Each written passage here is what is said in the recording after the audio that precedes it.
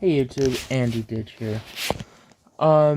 You may not have to like me, you may not like me, you may not, want to like me, you may hate me, you may like me, you may love me, you may find my videos helpful, but if you don't like me, and you don't like my behaviors, you don't like watching my content, there are other videos you could go watching on YouTube.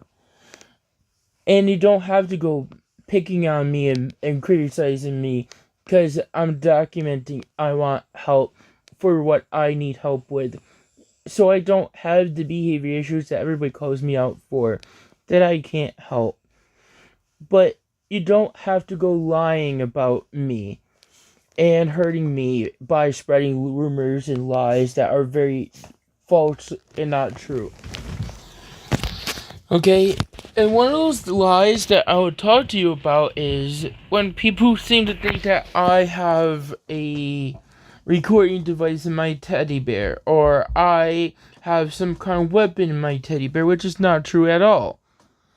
Or I'm faking my autism, or I want to be in diapers just for sexual fetish and pleasure and all this other shit. It's not true at all. When somebody started some of these rumors about me, it all seems to me that, and it makes sense to me with all the events that happened around the time it happened, that it was at Kemmer Mercy Hospital that some of this shit started. Okay? I say this because I had an issue in 2021. A behavior issue. I was not banned from the hospital. I was not treated well. I was there for mental health issue because I overdosed. And the other hospitals were refusing to help me. And they mistreated me. And when they called the police on me, the police advocated for me to have the lights turned off and my sensory things met, so I didn't have issues. I'm sorry, guys, that some people seem to think that I did something wrong or hurt a nurse there, and I did not. There was no police report of me hurting a nurse. My dad checked into that. I checked into that. And that was part of a civil rights complaint. After that, I went to Mercy multiple times, including after my back surgery, and I had no problems. Not until my mom was there as a patient in June. That was the first time I had a problem at that hospital. Somebody seems to think that I hurt my mom and I did not. Or I want to hurt my mom and I did not. And that is some of the lies that go on around me online are likely from that issue. And I want you to know that. Somebody started lies about me, rumors that are not true about me. And that is where I'm just going to leave it as that. And it is funny that how people had talked about me on YouTube around the time of me hurting my back. Oh, I'm surprised he didn't show up at Mercy and all this other stuff. The reason why I always went to Mercy is because they always treated me well. It was close by. They have a hospital, and not just an emergency room like DeGraff has, only like an urgent care center rather than an emergency room in a hospital. And that's why I went there. It was also oftentimes quicker than going to other hospitals that have a hospital and waiting room, an ER. That's why.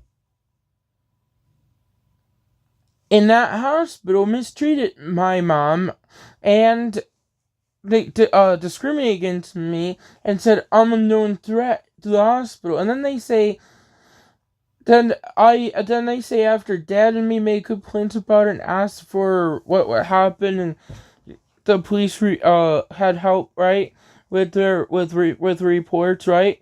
Guess what? That all was unfounded. They wrote me a letter and Dad a letter saying that there was no restrictions. I show up there. They met that one security guard was there, and those issues started all over again. And then look what happened. I was there 2 days in a row visiting Mom, no incident. The third day I go there, they give me a hard time. And guess what, guys? It just shows to you that this hospital crap is bullshit. When I hurt my back and I go to the hospital, Dad wanted to go there just to set him up. I didn't care where I went because I didn't want to be in a hospital. So I went there, right? And what happened there?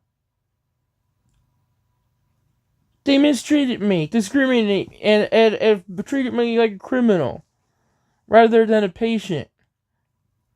And treated me like I don't want you here. So they kept me in the waiting room, uncomfortable, in pain. And guess what happened, guys? Guess what happened?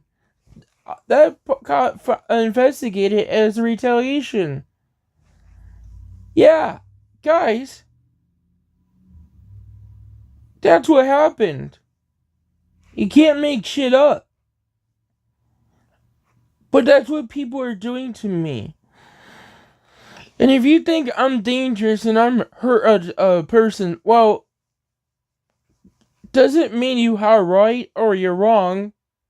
But other hospitals, I had an issue where I hurt people. And those hospitals never, except for one, never held grudges against me. Strong Memorial Medical Center helped me and saw past that and prevented it with the help I needed and the accommodations that I had to prevent that. And guess what? No other hospitals has done that so far. When I go to ECMC next time, I'm not going there to start. I'm not going to go to ECMC just because I know I can sue them. Because the clock starts again. But I don't want to be mistreated there. That's number one. I don't want to be mistreated there. And I don't want to be I don't want to be mistreated there. Okay? And I don't want to be bullied and made fun of for autism and being in diapers and needing help with my hygiene and my needs that I need help with. Because if it happens, I'll sue. But I'm not looking for it, and I don't know if they're willing to hold grudges or not. But I'm not wanting grudges. I'll go there if I have to, only to get them to help me. I'm going to expect them to help me like they do any other autistic person. And I'm going to expect them to help treat me nice like they should treat every patient. Regardless of diagnosis or opinions or feelings of what they think of me. I'm willing to get past it, but it's easy for me, but it's harder for other people because they have feelings and they want revenge and all this other shit, right? But I'm not. But that's the difference between a neurotypical person and a person with autism. I don't hold grudges. I don't do things just because of emotion or feelings for someone. I do things based on what other people are doing around me. And I respond to people around me. And it's about time people see that. And I want you to just look past my behaviors and what you think of me and just help me. So if I go to ECMC next time, I'm not looking to sue, and I'm not looking to go there because I don't think it's that easy for those people to do that, because they haven't done it yet. And the difference is, I didn't have a behavior issue at Commercy. I didn't have a behavior issue at ECMC until 2022. Okay, and I apologize to that nurse, and I even wanted to go to ECMC a few times just to apologize. Okay, because everybody said I hurt someone I didn't know, but I got pushed to the point where I couldn't cope with being mistreated and seeing people be mistreated there like they did to a lot. And I don't like that. And I got mistreated, and I feel bad for what I did. And it doesn't excuse my behaviors for what they did that caused it. I don't want to be treated that way and have a behavior issue like that. And I hope that they understand that. And that's why I'm asking you guys to stop lying about me online, because it's what some people have said is not true. I'm not a sex offender. That's a lie, because I'm not a sex offender. But when people say I am, that's a lie. When people say I've hurt people and I'm a danger, that's a lie, because just because I have and I have behavior issues doesn't mean to provoke me just because you can do it. Help me. Accommodate my disability so I don't have those issues like what Niagara Falls Memorial did. Guys, I'm just looking for some help and assistance and understanding. That's all. I'm not looking for anything else. I'm not looking to fight people. And because of that, I'm avoiding ECMC and hospitals. Because I don't want the fight. It's obviously these people don't want to own up to what they did and what happened in the past and help me. And get over that. I may repeat things that happened in the past, but I just want help. And some people are just not willing to help me. And this is what I'm going through. And when I post videos online, it makes people scared of me. And Saber's just scored. Cool. I have a feeling Saber's going to come back in this game, by the way. But anyways, I just want you guys to know this. And that's what I'm just wanting you to know. But anyways, I'm going to turn the volume back on. And I hope you guys realize that this is not fair what people are doing to me. You don't have to watch a video of mine and waste all of your time just because you don't like how I behave and shit. Because of my autism and my behavior issues and how easy it is for people to control me and manipulate me to misbehave the way they want me to, doesn't mean you get to do this to me anymore, please. And I guess that's why people are looking into guardianship now. Especially after what happened yesterday at the fair hearing.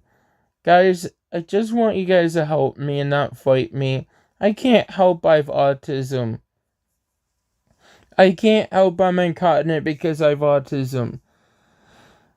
I can't help that I need help.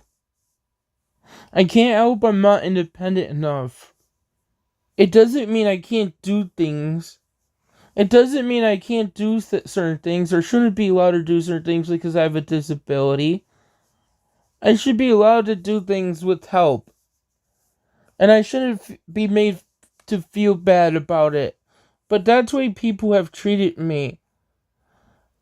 And that's why I love going diversified, because they don't treat me poorly. They're not scared of me. They're not scared of me when I get frustrated. Like earlier today, I had an auditory processing disorder assessment, and it was very difficult. And they didn't mistreat me. They didn't get scared of me. They helped me through it. And guess what, guys? I did my damn best job, and I told them I'm scared of making mistakes because people have always criticize me how I say words or how I talk or how I have trouble understanding things, and I'm scared of making a mistake. And she said, well, just repeat the sound that you made. And I'm like, yeah, but it's hard for me to make that sound. Sometimes it's hard for me to reproduce it, but I'm a good person at copying it. I was just, yeah, my anxiety was a little bit there, but the audiologist really helped me a lot because the way she said, "Don't worry about it. Don't worry about what you can't really help it. I know I can't." And you know something? That helped me feel much better and less afraid of making a mistake. And that made me feel really good. And you know what? It allowed me to try my best. And I tried even if I didn't know or couldn't remember and had a hard time pronouncing it or repeating it or knowing what was said. And you know something? I want you to know that that was very difficult for me, but I did my damn best and allowed me to do better on that test as the test went along because the way she explained things and helped me, and I want you to know that. Just because I have autism, I shouldn't be made fun of for how I talk or how I act or criticize or lied about just because. And just because sexual offenses are common in autistic individuals, it doesn't mean to go around lying about me for being a pedophile when I am not. I'm not interested in sex. I'm not interested in touching people.